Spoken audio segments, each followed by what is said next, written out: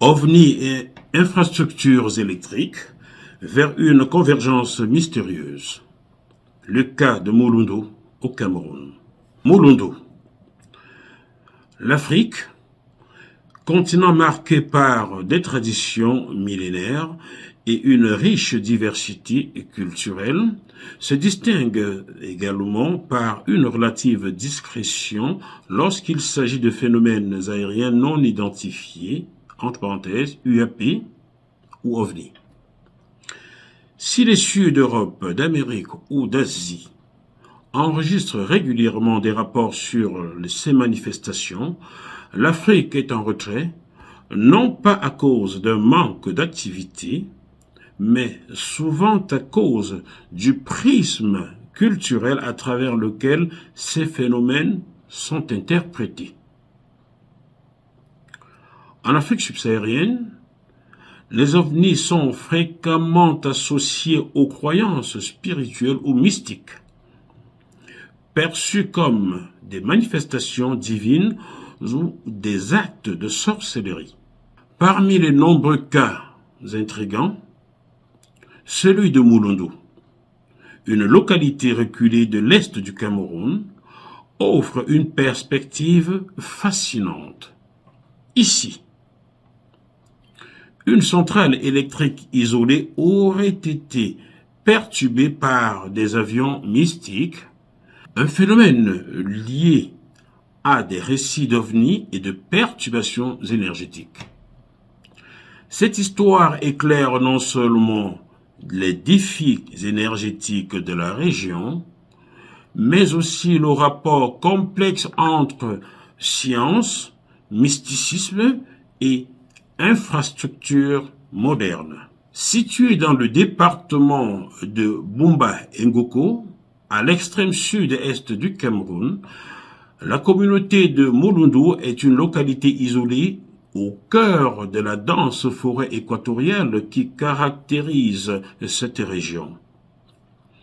Cet arrondissement enclavé et difficilement accessible incarne l'une des facettes les plus reculées du pays, où les infrastructures modernes peinent à s'imposer face à une nature omniprésente.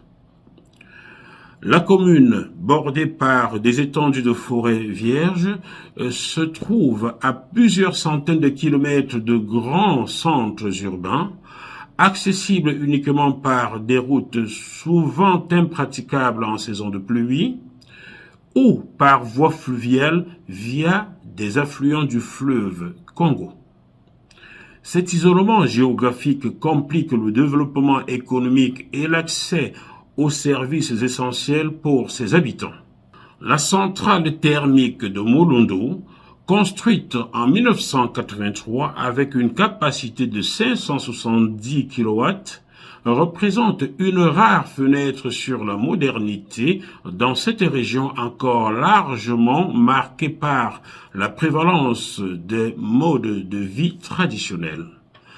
Alimentant une population éparse, elle est devenue un pilier essentiel pour le fonctionnement des services administratifs, des écoles et des quelques activités économiques locales. Toutefois, en raison de l'éloignement des principales zones industrielles et de consommation, cette centrale opère de manière autonome, en dehors du réseau national interconnecté géré par Eneo, l'opérateur majeur du secteur de l'électricité au Cameroun. Dans cette région où l'électricité reste un privilège, cette centrale joue un rôle vital pour répondre à des besoins de base tels que l'éclairage ou la conservation des produits alimentaires. Cependant, l'isolement rend son entretien et son approvisionnement en carburant extrêmement complexes.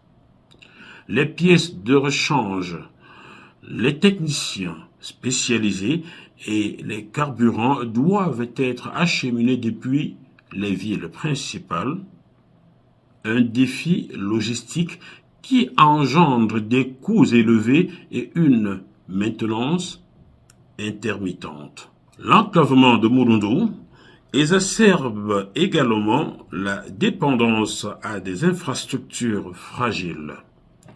Les coupures d'électricité, souvent dues à une panne ou des limitations d'approvisionnement, plongent régulièrement la localité dans l'obscurité, compromettant les activités économiques et sociales.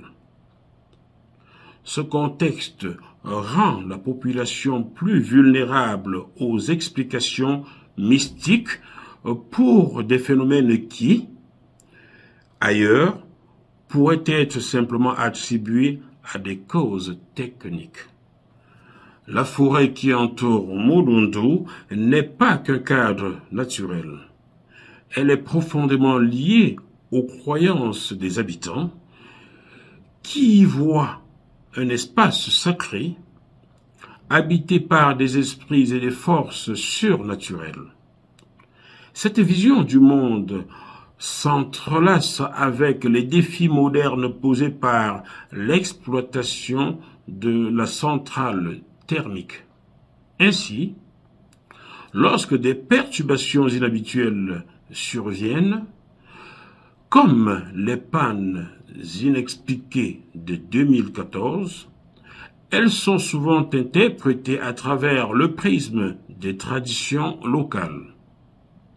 La coexistence de cette infrastructure moderne avec un contexte culturel marqué par la spiritualité et le mysticisme confère à Mulundu une dynamique singulière où science et tradition s'affrontent et se complètent. En fin de compte, cette enclave au cœur de la forêt tropicale illustre les défis uniques posés par le développement des infrastructures modernes dans des zones reculées. La centrale de Mulundu, bien plus qu'une simple installation technique, devient un symbole des interactions complexes entre modernité, isolement et croyances ancestrales. En avril 2014, cette centrale a été le théâtre d'événements insolites. Des pannes répétées et des anomalies inexpliquées, bien que tous les équipements soient jugés fonctionnels. Ces interruptions, survenant malgré l'absence de problèmes techniques apparents, ont poussé les autorités locales à convoquer une réunion inédite.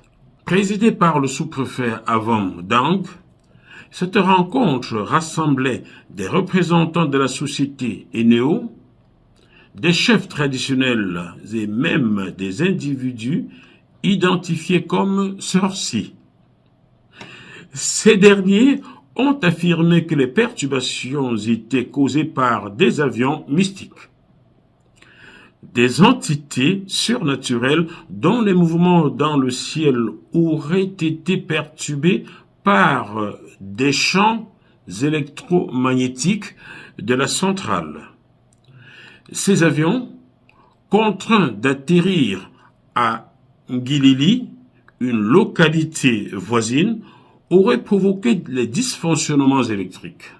Dans de nombreuses cultures africaines, les ovnis sont assimilés à des manifestations spirituelles. À Mulundu, ces phénomènes ont été interprétés comme des signes mystiques, justifiant des rituels visant à apaiser les forces perturbées. La solution préconisée lors de cette réunion comprenait une cérémonie d'inauguration des installations électriques et l'octroi des prisons aux sorciers, allant de denrées alimentaires à des outils rituels. Cette approche, bien que surprenante, aurait permis un rétablissement rapide de l'électricité, là où les techniciens modernes avaient échoué. Le cas de Mulundu ne se limite pas à son contexte local.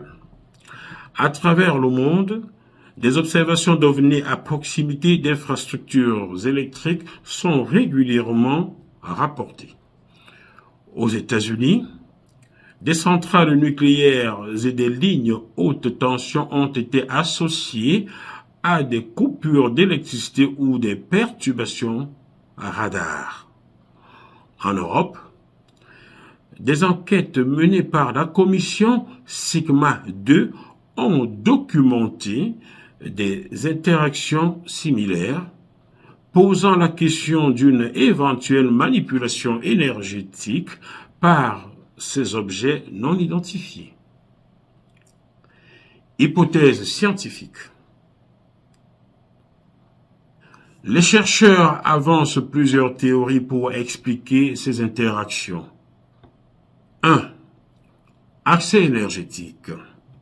Les ovnis pourraient tirer parti des champs électromagnétiques générés par ces infrastructures.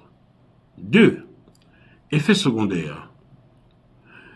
Les perturbations pourraient être des conséquences involontaires des systèmes de propulsion ou de communication des ovnis. 3. Observation humaine. Ces objets pourraient être simplement curieux des technologies humaines. Le récit de Mulundu met en lumière la tension entre modernité et croyances traditionnelles dans la gestion des infrastructures critiques. Si les dysfonctionnements ont été résolus par des rituels, il souligne aussi les limites des outils conventionnels dans des contextes où la culture joue un rôle essentiel. Les ovnis, au-delà de leur mystère, deviennent des révélateurs des rapports entre communautés locales et technologies. Le cas de Mulundu invite à dépasser les préjugés et à explorer ces phénomènes avec une perspective élargie, combinant rigueur scientifique et respect des croyances locales. Les ovnis, qu'ils soient perçus comme des entités surnaturelles ou des visiteurs extraterrestres, interrogent nos certitudes et révèlent l'importance d'un dialogue entre culture et discipline. Dans un monde de plus en plus interconnecté, de telles histoires pourraient éclairer des enjeux universels, allant de la gestion énergétique à la place de l'humain dans l'univers. Élément signé par Chi Koulibaly.